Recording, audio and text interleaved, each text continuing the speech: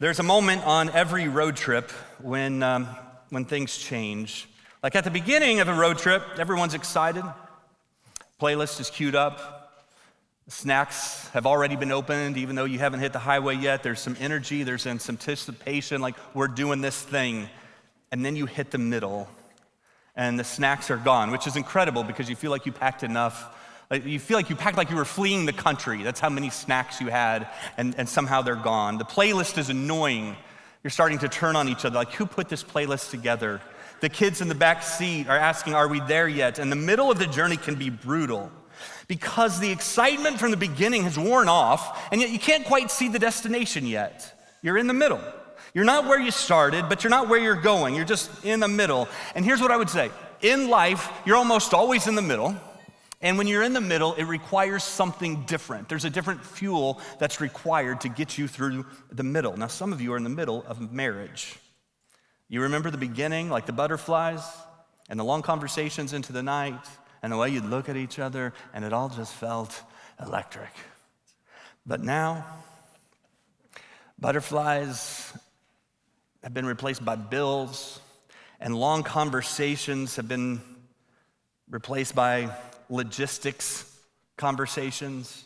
And you love the person, like you really do, but you just think quietly and you try not to say it out loud.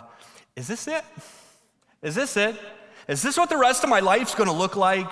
So you're not at the beginning anymore, you can't see the finish line, you're just in the middle, and the middle of marriage can at sometimes feel like a long stretch of highway with no scenery. So I'm told. Some of you are in the middle of parenting. The middle of parenting can be brutal. At the beginning, it was tiring, sleepless nights and diapers and constant effort to keep a tiny human alive, but at least they liked you, right? And now you're in that middle part. It's maybe the carpool years or the homework battles or the eye rolls and the bedroom doors being closed too hard. And you're not done yet, and the finish line seems really far away, and you're just trying to survive until bedtime. Or sometimes you're just in the middle of life itself, where you're old enough now, you've got these regrets that feel really heavy to you.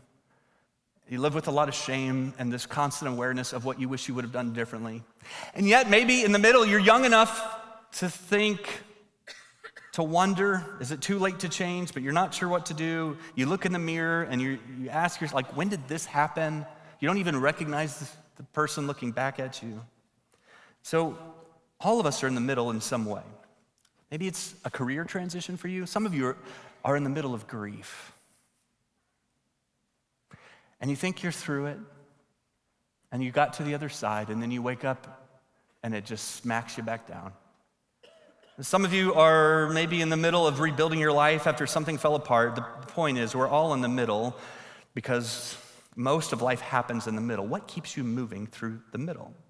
And as a church, I just want us to think about that as we're on this journey, this move journey. It's not a campaign, it's not a program, it's an invitation that we're in the middle of responding to. And the two invitations for Move was, number one, 100% engagement. Look, our challenge to you unapologetically is don't just come to church.